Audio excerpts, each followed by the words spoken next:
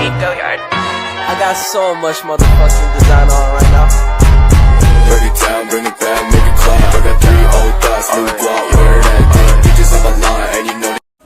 Hadis tentang kewajiban menuntut ilmu. Haddatsana Hisham bin Ammar, haddatsana Hafid bin Sulaiman, haddatsana Katsir bin Shinandir, ana Muhammad bin Sirin, ana Anas bin Malik, kana qala Rasulullah sallallahu alaihi wasallam, talabul ilmi faridatun ala kulli muslimin wa wadi'ul ilmi inda ghairi ahlihi kamu qaladuhul khanazirilah jauhara walu'a andahaba, yang artinya telah menunjukkan kepada kami. Hisham bin Ammar berkata, telah menceritakan kepada kami. Hafbi Sulaiman berkata, telah menceritakan kepada kami. Hatir bin Sihirah dari Muhammad bin Sirin dari Anas bin Malik, ia berkata, Rasulullah Shallallahu Alaihi Wasallam bersabda, menuntut ilmu adalah kewajiban bagi setiap muslim, dan orang yang meletakkan ilmu bukan pada ahlinya, seperti orang yang mengalungkan mutiara, intan, dan emas ke leher babi. Hadis riwayat Ibnu Majah. Hadis kewajiban menuntut ilmu, hadis ini dhaif menurut Al-Munziri. Al-Manawi menjelaskan mengenai makna hadis ini bahwa sebelum menuntut ilmu itu harus ada persiapannya. Cara menuntut ilmu harus selangkah demi selangkah dan bertahap. Tidak bisa mengajarkan ilmu kepada orang yang belum siap menerimanya. Misalnya, mengajarkan ilmu yang sulit-sulit dipahami sementara dasar-dasarnya belum diajarkan. Jika seorang guru melakukan hal ini, menyampaikan ilmu bukan pada ahlinya atau orang yang sudah siap menerimanya, maka sesungguhnya ia telah bersikap zalim kepadanya. Perumpamaan kezaliman ini seperti mengalungkan hewan yang paling hina dengan permata yang paling mulia. Hadis tentang matahari terbit dari barat. Haddatsana Musa bin Ismail, haddatsana Abdul Wahidi, haddatsana Mu'amratu, haddatsana Abu Zu, hatta haddatsana Abu Hurairah radhiyallahu faida ara'ahan nasu anahu qala Rasulullah sallallahu alaihi wasallam, taqumu sa'atu hatta tatlu'u syamsu mina maghribiha amana mana alaiha fadalika hina yanafa'u nafasan imanuha lamma taqu amanat mina qablu, yang artinya telah menceritakan kepada kami. Musa bin Ismail telah menceritakan kepada kami. Abdul Wahid telah menceritakan kepada kami. Umarah telah menceritakan kepada kami. Abu Zur'ah telah menceritakan kepada kami. Abu Hurairah radhiyallahu anhu, dia berkata, Rasulullah sallallahu alaihi wasallam bersabda, tidak akan terjadi hari kiamat hingga matahari terbit dari sebelah barat. Apabila matahari itu telah terbit dan orang-orang melihatnya, maka mereka semua segera beriman. Hadis tersebut merupakan hadis sahih Bukhari nomor 4269 dalam kitab Bukhari, tafsir Al-Quran. Apabila matahari telah terbit dari barat, maka iman yang terjadi pada hari itu tidaklah berguna bagi orang yang sebelumnya musyrik atau kafir. Tidak pula diterima taubat yang dilakukan pada waktu itu bagi orang yang beriman, tetapi sebelumnya dia melakukan kemaksiatan. Kebaikan yang dilakukan sesudah itu pun tidaklah berguna. Imannya yang terdahulu menjaganya dari kekekalan di dalam neraka. Jika dia masuk ke dalamnya, maka karena dosa-dosanya. Yang ditolak adalah taubatnya saat itu dari imannya yang tercampur dengan kemaksiatan. Begitu pula orang yang sebelumnya tidak beriman dan beramal soleh, maka iman dan amal soleh yang tiba-tiba dilakukan pada saat itu tidaklah diterima. Adapun orang yang mukmin yang telah bertaubat dari kemaksiatan dan telah mengerjakan kebaikan semampunya, maka imannya ini berguna baginya demi keselamatannya dan amal solehnya berguna baginya demi derajatnya, dan kebaikan yang dia kerjakan setelah itu di mana sebelumnya dia telah melaksanakannya, ia juga berguna baginya. Peristiwa itu termasuk suatu kejadian alam dan sunatullah. Kita harus percaya bahwa suatu saat peristiwa itu akan terjadi, walau tidak ada yang tahu pasti kapan terjadinya. Adapun implementasi yang dapat diterapkan dalam kehidupan ini ialah menanamkan diri dari bahwa semua milik Allah Subhanahu wa Ta'ala dan akan kembali ke Allah. Selalu berbuat kebaikan, taat terhadap perintah Allah dan menjauhi segala larangannya, memperbarui dan mengingatkan iman selama masih diberi kesempatan. Hadis tentang pemeliharaan lingkungan. Ma minal muslimin ya'risu warasan aw yasra'u zara'an fayaqula minahu tayrana aw inasanuna aw kafi matuna illa kana lahu bihi sadaqah, yang artinya tidaklah seseorang muslim yang menanam tanaman atau menabur benih lalu hasilnya dimakan oleh manusia, burung, atau binatang ternak, melainkan hal tersebut menjadi sedekah baginya. Hadis riwayat Tirmizi. Dalam hadis pemeliharaan lingkungan ini mendorong manusia untuk menghijaukan lingkungan. Dengan demikian berkurangnya hutan menjadi ketersediaan suplai air yang berkualitas, udara yang sehat dan segar berkurang, erosi, abrasi, banjir, longsor, dan sejumlah kerusakan alam lainnya sangat dipengaruhi oleh kualitas dan kuantitas hutan. Hutan bahkan dipandang sebagai paru-paru bumi. Untuk menjaga dan memperbaiki kembali hutan yang telah rusak, harus diusahakan penanaman kembali. Hadis tentang hewan yang dilarang oleh syariat untuk dibunuh. Inna Nabiyya sallallahu alaihi wasallam naha an qatli aramba minan dawabi namalatu wan nahlatu wal mudhudu wasurat, yang artinya Nabi sallallahu alaihi wasallam melarang untuk membunuh 4 binatang: semut, lebah, burung hudhud, dan burung surat. Hadis riwayat Abu Daud. Syekh Al-Albani mengatakan bahwa hadis ini sahih. Dari Abdurrahman bin Utsman, ia berkata, Anna Tobi bana solalan Nabiya sallallahu alaihi wasallam ana difada inna yaj'aluha fi dawa inna fanahatun nabiyyu sallallahu alaihi wasallam ana qatliha, yang artinya ada seorang tabib menanyakan kepada Nabi sallallahu alaihi wasallam mengenai kata, apakah boleh dijadikan obat. Kemudian Nabi sallallahu alaihi wasallam melarang untuk membunuh kata. Hadis riwayat Abu Daud. Menurut Al-Albani mengatakan bahwa hadis ini sahih.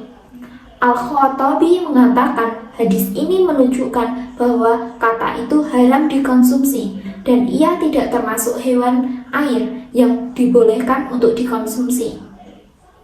Imam Ahmad mengatakan setiap hewan yang hidup di air boleh dimakan kecuali katak dan buaya.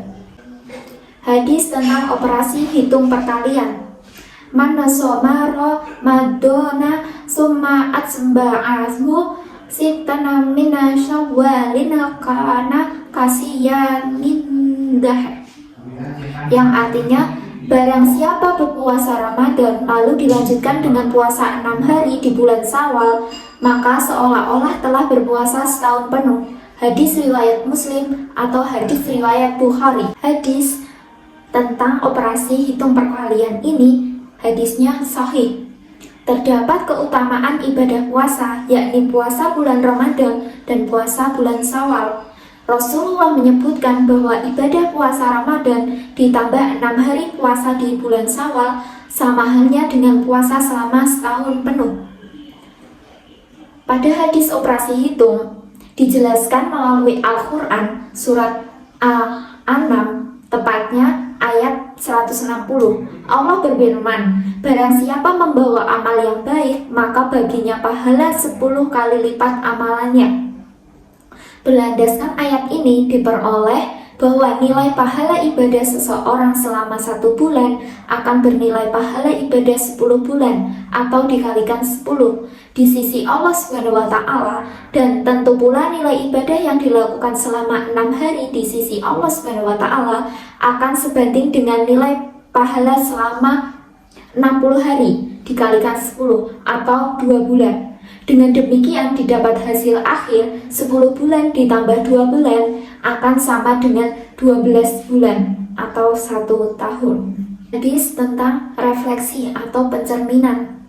Masalul jalisi solihi wasawai kahamilil miski wa nafikil kiri fahamilul miski imma ana yuhandiyaka wa imma ana tabta'a minahu wa imma ana tajida minahu rihan tayyibah wa nafi'ul kiri imma ana yuhriqa siyabaka wa imma ana tajida rihan bisat, yang artinya permisalan teman yang baik dan teman yang buruk ibarat seorang penjual minyak wangi dan seorang pandai besi. Penjual minyak wangi mungkin akan memberimu minyak wangi, atau engkau bisa membeli minyak wangi darinya, dan kalaupun tidak, engkau tetap mendapatkan bau harum darinya. Sedangkan pandai besi bisa jadi percikan apinya mengenai pakaianmu, dan kalaupun tidak, engkau tetap mendapatkan bau asapnya yang tidak sedap. Hadis riwayat Bukhari dan Muslim. Hadis ini termasuk hadis yang sahih. Dalam hadis ini Nabi Muhammad SAW memperumpamakan teman yang baik seperti penjual minyak wangi atau misik, dan teman yang buruk seperti pandai besi. Berteman dengan penjual minyak wangi bisa jadi ia akan memberi Anda minyak wangi atau membeli darinya, atau setidaknya akan mendapat aroma harum darinya. Sedangkan teman yang pandai besi bisa jadi akan membakar pakaian Anda, atau setidaknya akan mendapat aroma tidak sedap darinya. Hal ini sesuai dengan konsep refleksi atau pencerminan, yaitu bayangan akan sama dengan objek sesungguhnya. Refleksi atau pencerminan adalah suatu transformasi yang memindahkan suatu titik pada bangun geometri dengan menggunakan sifat benda dan bayangannya pada cermin datar. Implementasi dari hadis ini yaitu pergaulan antar manusia mempengaruhi tabiat atau perilaku manusia tersebut, baik itu membawa dampak yang baik atau dampak yang buruk. Bergaul dengan teman yang baik akan membuat perilaku kita baik. Begitu sebaliknya, bergaul dengan teman yang buruk akan membuat perilaku kita tidak baik. Oleh karena itu, seseorang yang mukmin, yang pintar pasti akan memilih teman yang baik, karena mereka tahu berteman dengan orang yang baik dan soleh akan mendorong kita untuk berperilaku baik dan taat kepada Allah SWT, serta mencegah dari perilaku buruk dan kemaksiatan. Hadis tentang larangan meniup makanan dan minuman. Biyaminihi dzakarahu yamasafala khola'a atta wa ida ina'i fi yatanafas fala ahadukum syariba ida, yang artinya apabila kalian minum janganlah bernapas di dalam gelas, dan ketika buang hajat janganlah menyentuh kemaluan dengan tangan kanan. Hadis riwayat Bukhari. Dari Ibnu Abbas radhiyallahu Allahumma anayuna tafasa fi'i na'i awayunafakho fihi annan nabiyya sallallahu alaihi wasallam nah, yang artinya Nabi sallallahu alaihi wasallam melarang bernafas di dalam gelas atau meniupi gelas. Hadis riwayat Ahmad dan Tirmizi. Hadis larangan meniup makanan dan minuman ini sahih. Nah, dari petikan hadis di atas diambil kesimpulan bahwa dalam hal kimia, apabila kita menghirup atau meniup asap yang ditimbulkan dari minuman yang kita akan minum, maka akan timbul zat kimia berupa asam karbonat. Zat kimia tersebut dapat berpotensi menyebabkan sakit jantung. dapat dilihat dari fakta bahwa membawa bertemunya H2O dalam gelas dengan karbon dioksida atau CO2, udara yang kita tiupkan melalui mulut akan menghasilkan asam karbonat atau H2CO3. Jika senyawa kimia ini masuk ke dalam perut kita, bisa menyebabkan penyakit jantung. Hadis tentang tanah atau lahan. Mana ahya aradona maitatan fahiya lahu walaysa li irakin dolimin haqqu. Barang siapa yang membuka lahan baru, maka lahan itu miliknya dan tidak ada hak hidup bagi akar zalim. Hadis tersebut memperkuat anjuran memanfaatkan lahan tidur. Bahkan pesan hadis tersebut tegas, usaha memanfaatkan suatu lahan yang tidak tergarap, maka lahan itu menjadi miliknya, bukan hasil dari usaha yang menjadi miliknya atau bisa dinikmati. Begitu pentingnya memanfaatkan lahan, sampai Nabi juga dalam hadisnya yang diriwayatkan Jabir bin Abdullah mengatakan, Qala Rasulullah sallallahu alaihi wasallam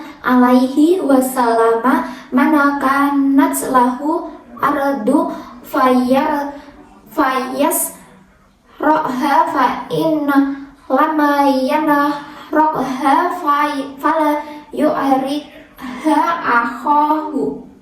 Yang artinya, barang siapa yang memiliki tanah, hendaknya ditanaminya. Jika dia tidak sanggup menanaminya dengan sendiri, hendaknya saudara yang menanaminya. Hadis riwayat Muslim.